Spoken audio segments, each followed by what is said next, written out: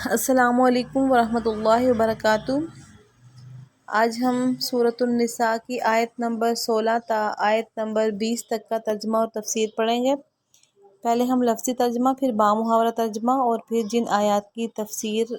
ضروری ہے ان آیات کی تفسیر کریں گے۔ تو چلیے شروع کرتے ہیں۔ اعوذ باللہ من الشیطان الرجیم، بسم اللہ الرحمن الرحیم۔ واللذان یأتیانها منکم فآذوہما، واللذان اور وہ جو دو مرد، یأتیانها وہ لے آئیں دونوں، منکم تم میں سے، تم مردوں میں سے یعنی، فآذوہما پس ان دونوں کو اذیت دو، پس ان دونوں کو تکلیف دو یا اذیت دو۔ فإن تابا پس اگر وہ توبہ کر لیں، فإن تابا وأصلحا فأعرضوا عنہما، فإن تابا پس اگر وہ توبہ کر لیں یعنی اگر وہ دونوں توبہ کر لیں، وأصلحا اور اپنی اصلاح کر لیں، فأعرضوا عنہما تو ان سے درگزر کرو، اعراض کرو ان دونوں سے، درگزر کرو ان دونوں سے۔ ان اللہ بے شک اللہ تعالیٰ، کانا ہے وہ، تواب الرحیمہ توبہ قبول کرنے والا، رحیمہ بہت مہربان۔ اس کا بامحاورہ ترجمہ ہوگا، اور تم میں سے جو دو مرد بدکاری کا ارتکاب کریں ان کو اذیت دو، پھر اگر وہ توبہ کر کے اپنی اصلاح کر لیں تو ان سے درگزر کرو، بے شک اللہ بہت توبہ قبول کرنے والا، بڑا مہربان ہے۔ یہ مردوں کے خلاف فطرت ہم جنسی کے عمل کی طرف اشارہ ہے۔ اس کی کوئی متعین سزا مقرر کرنے کے بجائے صرف یہ ہدایت دی گئی ہے کہ ایسے مردوں کو اذیت دی جائے۔ اب یہ اذیت کیا ہے اور مطلب یہ کیا سزا ہوگی، اس کے مختلف طریقے فقہائے کرام نے تجویز کیے ہیں، مگر ان میں سے کوئی لازمی نہیں، کوئی ایک کو فوکس نہیں کیا۔ صحیح بات یہ ہے کہ اس کو حاکم وقت کی ثوابدید پر چھوڑ دیا جائے کہ وہ اپنی مرضی سے کوئی بھی سزا تجویز کر کے ان کو دے دیں، اور لیکن ہونا یہ چاہیے کہ کوئی نہ کوئی سزا متعین کرنی چاہیے تاکہ اس ایک غلط کام کا سدباب ہو سکے۔ انما التوبۃ علی اللہ للذین یعملون السوء بجہالۃ ثم یتوبون من قریب فاولئک یتوب اللہ علیہم وکان اللہ علیما حکیما۔ انما التوبۃ بے شک توبہ، علی اللہ اللہ تعالیٰ کے اوپر، اللہ تعالیٰ نے جو توبہ کی یعنی ذمہ داری لی ہوئی ہے، اللہ کا مطلب یہ ہے جو اللہ پر ہے، یعنی اللہ پہ جو ذمہ داری ہے توبہ کی، بے شک توبہ کی جو اللہ پر ذمہ داری ہے، للذین ان لوگوں کے لیے ہے جو یعملون جو عمل کرتے ہیں، سوء برائی والے، بجہالت نادانی کے ساتھ، ثم پھر وہ یتوبون وہ توبہ کر لیتے ہیں، ثم پھر یتوبون وہ توبہ کر لیتے ہیں، من قریب جلد ہی یعنی جلدی سے توبہ بھی کر لیتے ہیں، فاولئک پس وہی لوگ ہیں، یتوب اللہ علیہم توبہ قبول کرتا ہے اللہ تعالیٰ ان کی، وکان اللہ علیما حکیما اور ہے اللہ تعالیٰ جاننے والا، حکمت والا، یعنی خوب ہر بات کو اچھی طرح سے جاننے بھی والا ہے اور حکمت والا بھی ہے۔ اس کا بامحاورہ ترجمہ ہوگا، اللہ نے توبہ قبول کرنے کی جو ذمہ داری لی ہے وہ ان لوگوں کے لیے ہے جو نادانی سے کوئی برائی کر ڈالتے ہیں پھر جلدی ہی توبہ کر لیتے ہیں، چنانچہ اللہ تعالیٰ ان کی توبہ قبول فرما لیتا ہے، اور اللہ ہر بات کو خوب جاننے والا بھی ہے، حکمت والا بھی۔ وَلَيْسَتِ التَّوْبَةُ لِلَّذِينَ يَعْمَلُونَ السَّيِّئَاتِ حَتَّى إِذَا حَضَرَ أَحَدَهُمُ الْمَوْتُ قَالَ إِنِّي تُبْتُ الْآنَ وَلَا الَّذِينَ يَمُوتُونَ وَهُمْ كُفَّارٌ أُولَئِكَ أَعْتَدْنَا لَهُمْ عَذَابًا أَلِيمًا۔ وَلَيْسَتِ التَّوْبَةُ وَلَيْسَتْ اور نہیں ہے، توبۃ توبہ، للذین ان لوگوں کے لیے جو یعملون عمل کرتے ہیں، سیئات برائی والے، برے کام کرتے ہیں، حتیٰ یہاں تک کہ اذا جب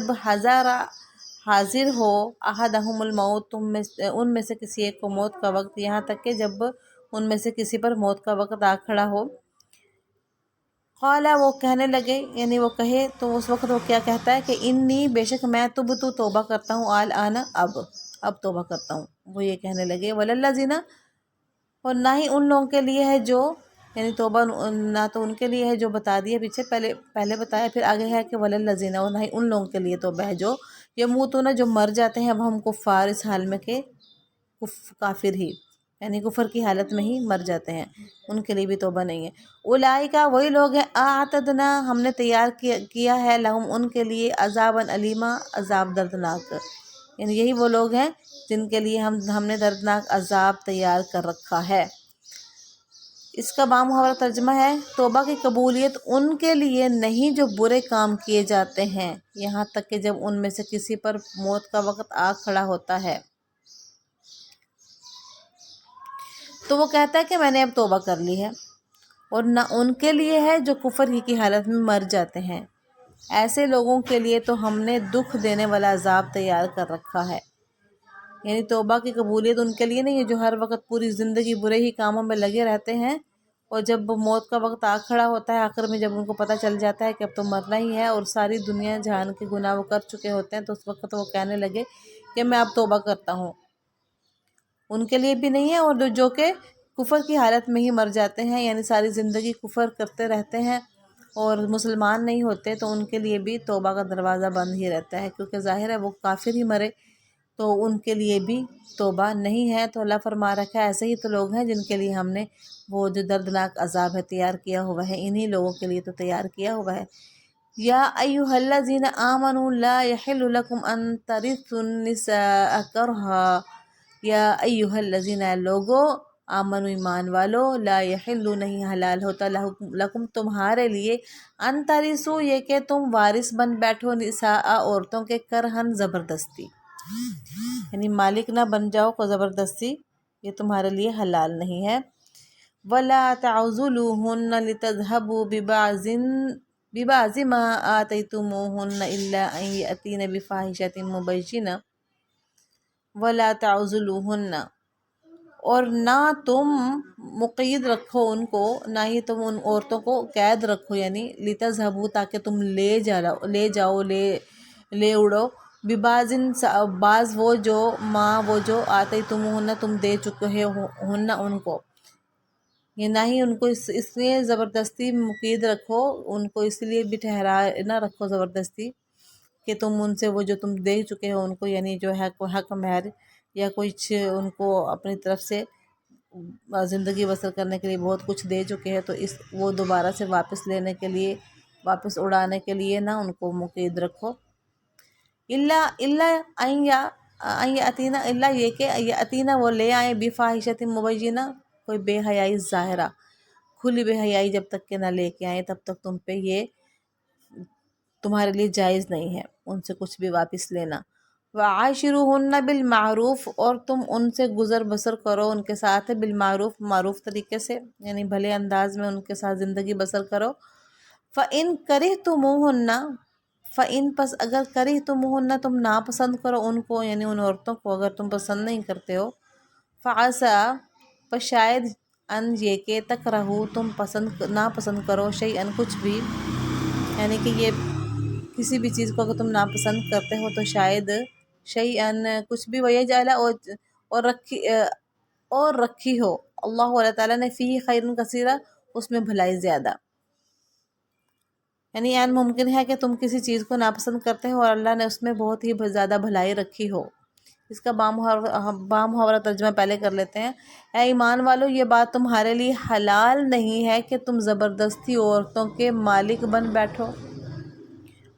اور ان کو اس غرض سے قید مت کرو کہ تم نے جو کچھ بھی ان کو دیا ہے ان کا کچھ حصہ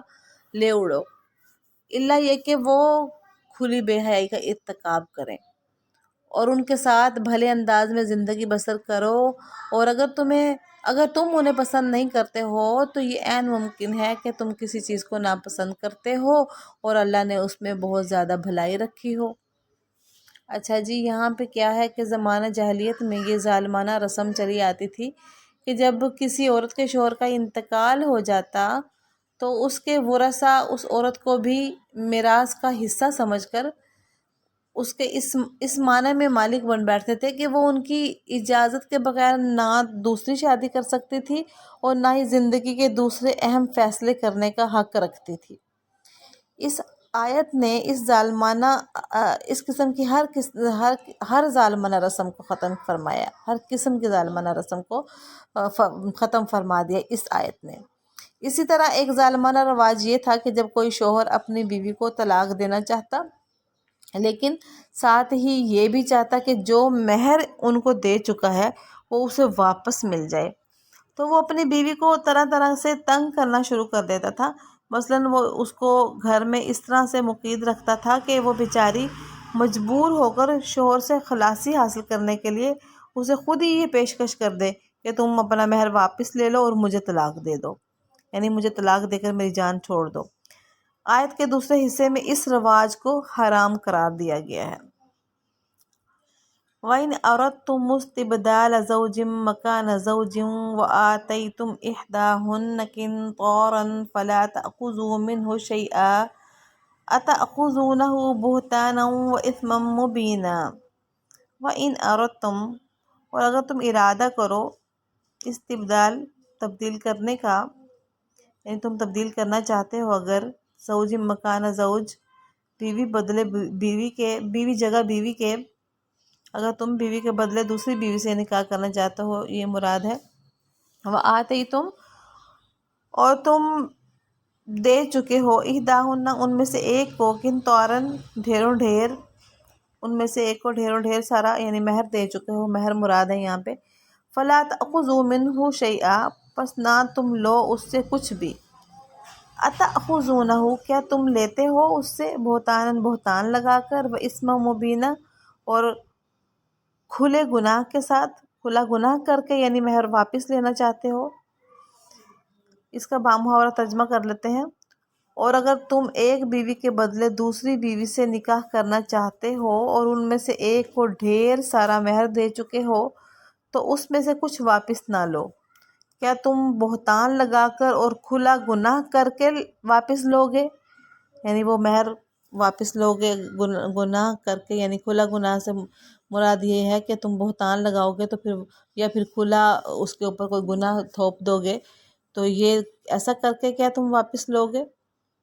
جیسا کہ اوپر یہ بتایا جا چکا ہے کہ عورتوں کو خلاصی کے لیے مہر واپس کرنے پر مجبور کرنا صرف اس صورت میں جائز ہے جب انہوں نے کھلی بے حیائی کا ارتکاب کیا ہو۔ اب یہ فرمایا جا رہا ہے کہ اگر تم ان سے مہر واپس کرنے کا مطالبہ کرو گے تو یہ تمہاری طرف سے ان پر بہتان باندھنے کے مترادف ہوگا کہ انہوں نے کھلی بے حیائی کا ارتکاب کیا ہے، کیونکہ اگر انہوں نے ایسا نہیں کیا اور تم ان سے پھر مانگتے اور یا اس قسم کے ان کے ساتھ رویہ روا رکھتے ہو کہ وہ تم سے خلاصی لینے پہ مجبور ہو جائیں اور مہر اس کے بدلے میں واپس کریں،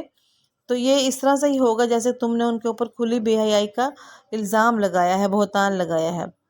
کیونکہ ان کو مہر کی واپسی پر مجبور کرنا اس صورت کے سوا کسی حالت میں بھی جائز نہیں ہے۔ وآخر دعوانا ان الحمد للہ رب العالمین۔